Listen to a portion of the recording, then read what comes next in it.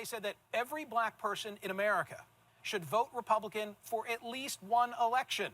Stephen A. Smith is joining me now. I definitely believe that the black vote has been taken for granted, and primarily the black community is at fault in my estimation in that regard, simply because on one hand, we're giving one party our vote because they've successfully gone about the business of convincing our community that the other party, the Republican Party, is completely against the interest of the black community. You know, for a small part, in my dating life, when I was much younger, I was involved with a particular person that I really cared for. But for whatever reason that I didn't know early on in the relationship, she would just basically go off the rails. I mean, it was almost a Dr. Jekyll, Mr. Hyde type thing. Came to realize she had bipolar. But for the life of me, I never knew why she went off or what triggered her. Until one day, about 4 months or so into the relationship, we had a long sit down and a long conversation where she revealed to me a traumatic situation, she experienced in childhood. And that's when I realized I need to get the hell out of this relationship. Now, to be fair, I was young, I was in my 20s, so less mature. Now where I'm at in my life today, I would be more sensitive to the issue and try to help that person, seriously, and work on the relationship. But I definitely will keep her on a short leash, and that's where we at here when it comes to this one-sided abusive relationship black folks in general have with the Democratic Party. I mean, look at the BS they're going through right now in Chicago with their liberal mayor and immigration. For city leaders who came looking for a conversation over opening the doors of a shuttered South Shore high school to migrants. What's important is that we really establish that this is a humanitarian crisis, and we're here. South Shore residents responded with resounding rejection. While this crisis may constitute an emergency for the city of Chicago, it does not constitute an emergency for the South Shore community. Incoming migrants have overwhelmed district police stations by the hundreds. It's my turn. It's my turn. Hello. But city leaders could barely eke out a word of the details about a proposed respite center at the former South Shore High School. Could you do that without consulting us? I am concerned with safety in the area. It is a slap in the face that we as citizens of the United States of America do not have the resources and support, but you're going to bring people who are not citizens here in our community, in our buildings that we pay taxes for, that you took away from us. Yeah. That is completely unacceptable. We are in a humanitarian crisis right now. The black people in Chicago are bleeding on the street. They blatantly lied to you, tricked you, used you. And you know why? Because they can, and easily get away with it. And black people still vote Democrat at an alarming rate in Chicago. And you know what? Another blatant lie that's just around the corner and is about to be exposed, if not already? Reparations. The state of California just defaulted on an $18 billion debt that was a loan from the federal government for unemployment benefits during COVID. And you think they're going to pay reparations? Biblical number from the 1860s for 40 acres today is $200 million for each and every African American. You're not supposed to be afraid. You're not supposed to be afraid. You're just supposed to tell the truth. You're not supposed to be the gatekeepers. You're supposed to say what the people want. We need to do this. We need to get the money. Where's the money? Let's get the money now. $223,000 for housing is not enough. We're looking at just the redlining. There's predatory lending. If you're African American, chances are you're paying more on your mortgage for the same amount of money as somebody else. And that's not right. So let's get the money. Where's the money? Every time I see that dude, man, it cracks me up. Where's the money? But once again, those black folks ain't getting no reparations. And they should know how ridiculous they sound for even requesting for reparations in a non-slave state, California. But just like with a dog, if you keep dangling a juicy steak in front of it, he'll always be at your beck and call. Because although that dog will never get the steak, it's the hope of one day getting that juicy steak. And that's what's making us continually to go the Democratic way, or go for Democrats, is hope.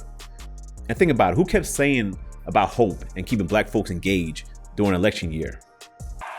The America I know is full of courage and optimism and ingenuity. The America I know is decent and generous. Black, white, Latino, Asian, Native American, young, old, gay, straight, men, women, folks with disabilities, all pledging allegiance under the same proud flag to this big, bold country that we love. That's what I see. That's the America I know. Yep. I also fell for that banana in the tailpipe trick, So it happened to me. I remember back in 2008, I wasn't too big into politics back then, but I remember a lot of people, friends and family was like, yo, man, you got to vote for the black man. And I was like, okay. Yeah, the brother man is going to be, look out for us, I was like, yeah, black power, but nope. So with no reparations in sight, illegals crossing the border are placed above us in the pecking order, like they happen in Chicago. We're high in crime, we're low in economics, and almost 60 years removed from the civil rights era. I mean, what is the breaking point?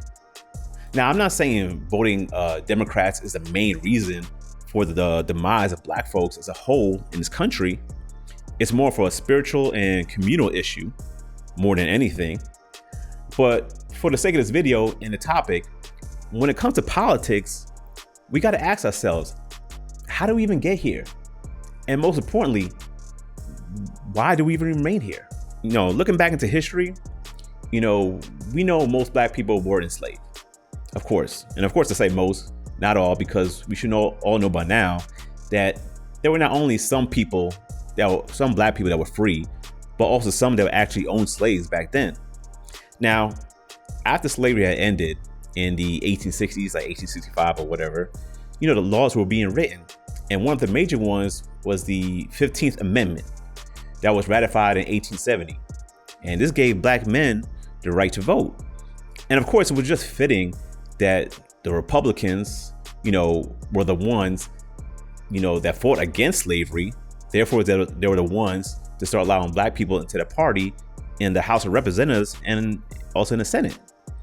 And on the federal level, as a black man by the name of, I think his name is Hiram Revels, he was the first black U.S. Senator from Mississippi, and Joseph Rainey was the first black congressman from South Carolina. Now, once again, both of those men were Republicans and each attained office in 1870. Now, while those men were serving office, the Republican Party was predominantly in charge.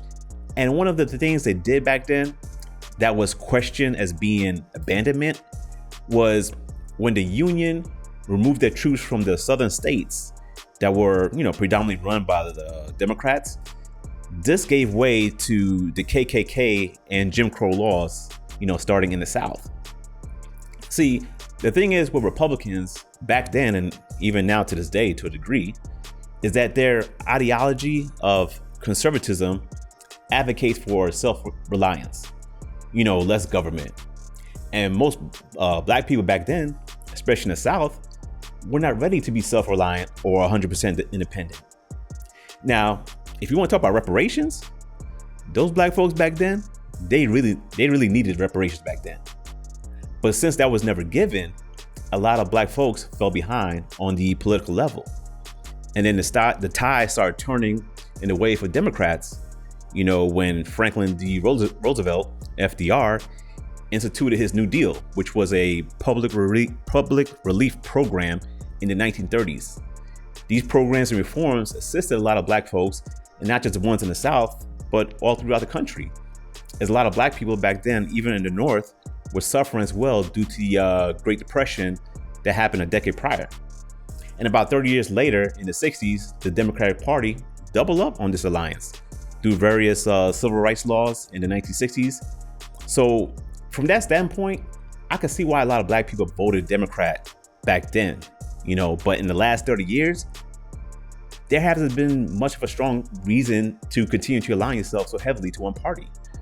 I mean, the only thing the Democratic Party does for black folks nowadays is basically the surface, with very little substance, like identity politics, where we should be satisfied with the first black president or the first black female vice president. And then they do stuff like pandering, which is very cringe, like having Bill Clinton on Arsenio playing a saxophone, or Hillary Clinton saying that she has hot sauce in a bag. I mean, what's something that you always carry with you? Hot sauce. Really? Yeah. Really? Yeah. Are you getting information right now? Hot sauce. Hot sauce in my bag, Swag? Hot sauce. Really? Yes. Now listen, I just want you to know, people are going to see this and say, okay, she's pandering to black people. Okay. Is it working? now that's racist. More racist, in my opinion, than being called the N-word.